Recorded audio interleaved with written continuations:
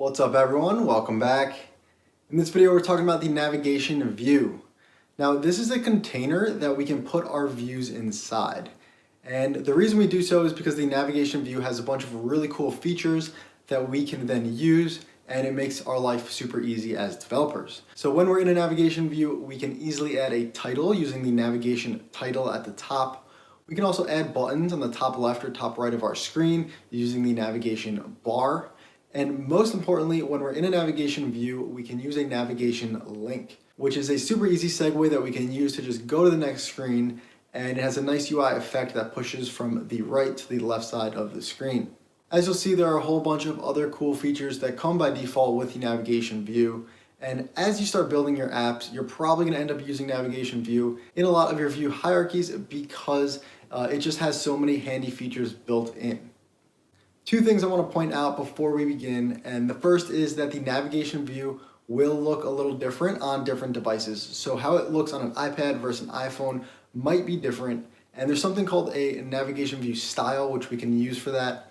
But in this video, we're just going to look at the default navigation view on an iPhone. So if you're using this in an app, just run it on all of the different devices and make sure it looks the way you want it to look. The second thing I want to note is that you should never embed a navigation view into a navigation view. You only ever need one for your view hierarchy, so oftentimes it's done like right at the beginning of your app or something like that, but do not get into a habit where you start putting a navigation view inside of another. You only need one, it's not going to benefit your project. So with that said, this will probably be one of the longer videos, but again, it is one of the most important. So hope you guys are excited, and let's get coding. Welcome back everyone. In this video, we're talking about navigation views. So let's create a new file for this video. Right click the navigator, new file. It's going to be a SwiftUI view as always, and let's title it NavigationView Bootcamp. Go ahead and click create. And once you're inside, click resume on the canvas to make sure we're all connected, and let's get coding. So let's begin by just embedding this text into a navigation view. So we will type navigation view, and we will open the brackets and then put the text inside. So it's going to look the exact same, but actually we're within a navigation view container. And a navigation view container has a title area at the top as well as a navigation bar at the top. So let's start playing around with those. And I'm going to embed this text into a scroll view. So let's type scroll view, because oftentimes your screens are going to have scroll views. It's very, very common. And we'll put the text inside. Maybe we'll paste it 3 times so we have a couple texts. And you're going to notice that this scroll view is not starting at the top of our screen. It's not even starting where the safe area is. It's starting way down here, which is about 1/3 down the screen. The reason for that is because it's leaving room for the navigation title. So when we're within a navigation view, we can add a navigation title. And let's be sure we have to put this within the navigation view, so inside these brackets, not on these brackets. It has to go inside the brackets. And then we can change whatever we want the title to be. So we could say maybe all inboxes. And this is very similar to what you see in the email app that's default on an iPhone. They have this navigation title. And just to show you guys that if you don't like this large title here, we can also change the navigation bar title display mode instead of automatic, which it is, and we can change it to inline. And inline is the classic placement where it's up here. Now, the large is how it was, and that's to force it to always be large. But personally, I prefer the automatic setting, which is the default setting if we didn't include this line, because if we're in a scroll view and we go to scroll up, so if I'm in the preview and I go to scroll up, the title will automatically go from the large to the inline. And that looks really cool and really professional in apps. So personally, I prefer this automatic where it goes from the large and we scroll up, it goes into the inline setting. But if we wanted to keep it in line, we could always keep it in line, and now we can scroll and it's not going to change. Additionally, if we are in a navigation view, but for some reason we didn't want to show a title, we could call .navigation bar hidden, and just put true. And now the bar is just going to disappear, but we are still within a navigation view. And you might be wondering why we would ever do this if we're going to hide the navigation bar anyway. And the number one answer is because when we are within a navigation view, we can use a navigation link. So let's take a look at navigation links for a second. And I was going to do another video on navigation links separately because they are so important, but it does make more sense to just put it within here. So for now, let's keep the navigation bar with the default implementation. So we'll hide the display mode and the hidden. So it's back to our large title. So we will type navigation link, open the parentheses, and there's a bunch of different completions here. Let's take a look at a simple one with the title, the string protocol, and the destination. And this string protocol, we've seen this before. Let's just put in hello, comma space world. And for the destination, let's just add a text with and have it say second screen. I'm going to put the destination on another line just so it's easier to read. So what is this navigation link? Well, basically it acts like a button, and we can see that in our preview that it's blue like it's a button. And when we click on it, it's just going to segue us to the destination. So kind of like a sheet, how it pops up from the bottom, except a navigation link is going to pop in from the right side. So let's click that hello world. And we get this really nice animation to the next screen. And what's really cool is that the title from our first screen, the all inboxes, is automatically animating to be the back button of our next screen. So if we click this and we go to our second screen, we have a back button already embedded, and now we can see our second screen. And of course, where we have this text, we could add a totally different screen. So for example, I'll add another screen here. We'll do struct my other screen of type view, open the brackets. Every view needs a body, as we know. Let's add a Z stack, and let's just add a color.green.edges ignoring safe area all. So let's go to my other screen. So instead of this text, let's call my other screen, open and close the parentheses. And when we resume the canvas, we can now see how we could navigate to a second screen. Click that, and we have our second screen. So navigation links are super powerful, and I highly, highly recommend them if you have any kind of list where on your main screen you have a scroll view and a whole bunch of items, and you want to go to the next screen. The navigation link just makes it so easy. And when we're in that second screen here, we can again manage that navigation bar. So from inside our second screen, I can call NavigationTitle and put whatever we want, green screen. And when we segue, now our second view has a title as well, which is super convenient. And from here, we could then segue again to another screen. We could add more navigation links within our second view and then keep going.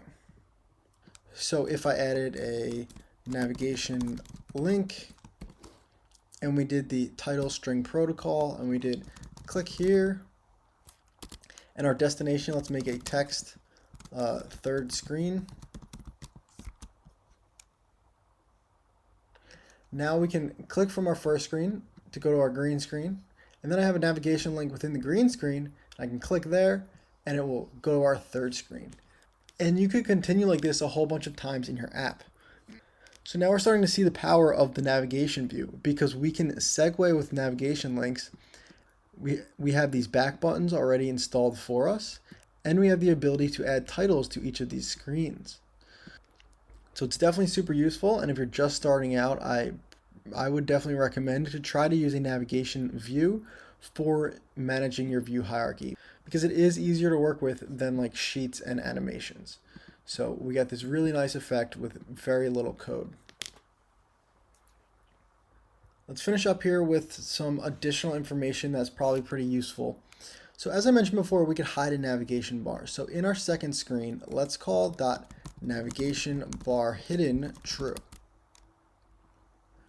So if I go to the second screen, now we don't have that back button, and the title is also hidden because we hid it on purpose.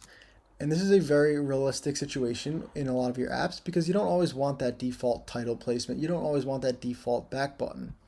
So what we can do in our second screen then, if we want to add a back button, we can do it just like we did with a sheet. So we will add the environment, we'll call @environment, use the key path \presentation mode, var presentation mode. And then let's embed this navigation link into a VStack. And on top of it, let's add a button. Let's give it a title with the string protocol, and we'll just say back button. Hit enter, and when we click this back button, we want to do presentation mode.wrappedValue.dismiss. This environment presentation mode is the exact same as when we were calling .sheet and .fullScreenCover a couple videos back. And again, the environment, the presentation mode will understand that our environment now is within a navigation view and not a sheet. And that's why we can call this dismiss, and it's going to manage how we dismiss for us. So this presentation mode is super handy. And let's test it out now. I'll click resume. On our first view, we're going to click that navigation link to go to the second view. On our second view, we have the navigation bar hidden, so we don't get that default back button. And then anywhere in this view, we could have added our button, so an X mark or whatever, and we added a back button, and that back button is calling presentation mode.wrappedValue.dismiss, and it's going to do the exact same thing as the regular back button. So if you wanted to hide the navigation bar and use your own back buttons, all you need to do is add the presentation mode. Next, I want to touch on the navigation bar. So I mentioned a couple times that there's a navigation bar up here as well. And if we weren't hiding that navigation bar on the second screen and we go to it, we could actually see that the navigation bar, which is this top section up here, actually has a back button. But we can actually add buttons to this navigation bar manually as well. Below calling NavigationTitle, I'm going to call .NavigationBar Items. And we have options if we want to add only an item on the left, the leading edge, the trailing edge, or we can do both. So let's do both for now. And I'm going to put them on separate lines. And you'll notice that this item is just a view. So we could put in a text here, an image, a view, whatever we want to put here. So I'm going to start with just an image, and we'll do system name. Let's do person.fill. And for the right side, let's do image, system name, maybe gear. And now you can see in our preview already that we have these images perfectly laid out on the top left and the top right of our navigation view. And you've seen this so many times in apps when you have a button on the top right. And they'll stay there if we scroll up and our title goes into the inline, we can still access those images. So let's make those images into buttons now. So we can make these buttons as if they were sheets, but because we're doing navigation links, I'm just going to make them navigation links. So where I have this image, I'm going to cut it. Let's add a navigation link. And this time we're going to use the destination and label completion. So the first time we added just a string protocol, so we had just a title as the label, but navigation links actually work just like buttons, and we can add our own custom labels as well. So I'm going to paste this image into the label, and then our destination will be my other screen because we already made that. So now we can see that the navigation link is blue as if it's a button, and we can click it and it will pop us to the second screen just like before. I should probably note that we can change the color of a navigation link by calling .accentColor. Let's do .red, and now it's red instead of the default blue. And I also want to note that you can add an H stack to these navigation bar items. So for the leading edge right now, we just have this person.fill, but I'm going to change this. So instead of just having an image here, let's have a H stack. put this inside. And then let's add another one, image, system name, maybe flame.fill. So now we could have two different buttons here, and we can make either one of these into a button or a navigation link to segue us somewhere. But you can see how we can start customizing that navigation bar at the top. The last thing I want to note here is that once you're in a navigation view, do not add another second navigation view to your app. So if you're inside one already, you can use a navigation link. There should never be a reason where you want to add a navigation view within a navigation view. And if you do, it will probably build, but you're going to run into weird errors and glitches. So try to keep it to one navigation view per hierarchy in your app. All right, hope you guys learned something. This was one of the harder videos because there was a lot going on. But I definitely recommend in your own time creating a test view, add a navigation view, add a title and some navigation links to other screens, and just play around with it and get comfortable with it. And in a future video, we are going to cover the navigation view in more detail. We're going to look at the toolbar. We're going to look at some other more advanced features that the navigation view has. But for now, we got our navigation view working, our navigation links working, and I think this is a great start. Thanks again for watching, guys. As always, I'm Nick. This is Swiftful Thinking, and I'll see you guys in the next video.